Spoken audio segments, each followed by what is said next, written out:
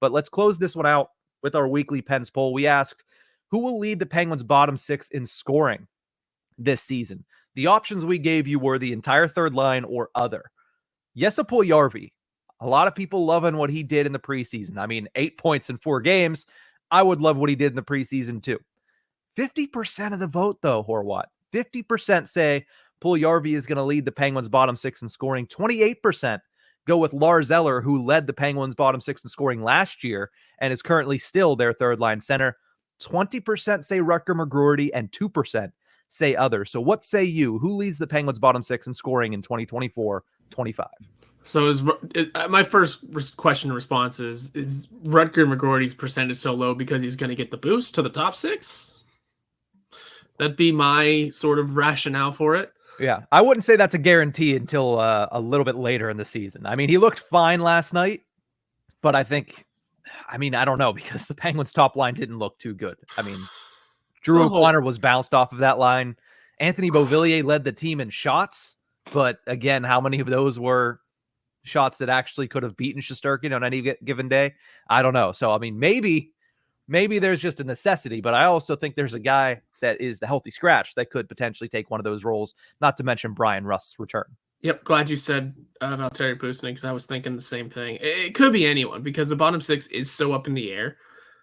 Again, like McGroarty might end the year in the top six. Anthony Beauvillier might be sent down to the bottom six whenever Brian Rust comes back. And to give a final answer, I'm gonna also go with Valtteri Puusinen. I think he'll eventually make the NHL, get into the lineup, I should say, and produce and be a useful player and find that new level and give Mike Sullivan a reason to keep him in the lineup and not send him to the press box. Big things are expected from him. It was tough to make this lineup, and I think the lineup that is being put out on the ice right now is. Listen, again, taking game one of the great assault, this is a pretty good lineup overall. Genuinely, if the chemistry builds and things grow and everyone progresses in the right direction, Brian Rust returns and bumps somebody out. I think some shuffling can happen. I mean, if this team falls apart, expect some moves. Valtteri Puusinen might find his way into the lineup and be able to produce in the bottom six. I was going to say, open up. When you're looking at shuffling, Malkin and Crosby had many shifts together last night. No kidding. That was another wild, half time watching this game, I'm like, it looks like late, mid third period, and we're getting blown out. It's the second period. The line shuffling that Mike Sullivan was doing, it's game one, second period, and we're already hitting shuffle. We're already changing things up. First of all, that shows that there's at least some, hey, let's wake up now. Let's not hesitate to get things rolling. Yeah, there's some urgency. That's the word I was looking for. Thank you. There is some urgency with this team, which is good to see. It's a good start. And now it's just a matter of getting that urgency to work out into something. Listen, if Malkin doesn't have the legs to play center anymore, stick him on the wing and just fly. Let it fly. I mean, because if Malkin doesn't have the legs to play center anymore, that likely means this team is going nowhere. Screw it. Why not? Here's the thing, though. I don't think they made that decision because Evgeny Malkin wasn't getting the job done at center. I think they made that decision because Crosby's wingers were not playing well at all. I mean, I don't expect Drew O'Connor to play as bad as he did last night all season long, but that's the reason that Malkin was bounced up, because I thought the second line looked really good when it was all together. Raquel, Malkin, and Bunting, I thought they created a lot of opportunities. I thought they played well, especially in that first period. So I think the reason that move was made was because Crosby was out there on an island trying to figure something out with two guys that just were not clicking at the moment. But to get back to the actual question here, I would love to say Rutger McGroarty. And the 20% of you that did, I appreciate it.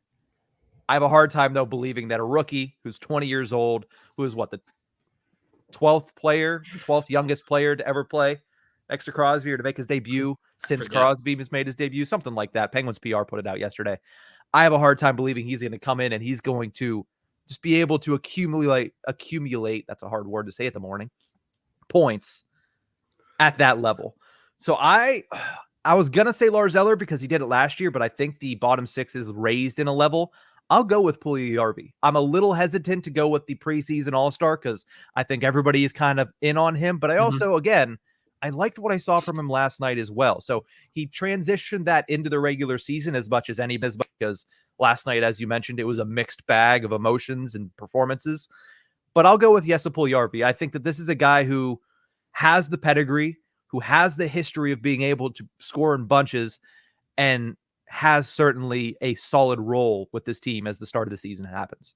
Yeah, I like that choice too. I just, it is just tough picking the preseason All-Star. Really, we saw it last year with Jansen Harkins, who ended up scoring 0 goals last year. Or Radim Zohorna. I forgot he was even good in the preseason. That's how bad his season went. Again, this is not me saying Jesse Puljujärvi is going to have a bad season. I am expecting a great season from him. I just think there's other chances for other players. And again, essentially my Puljujärvi and Puustinen essentially play the same position.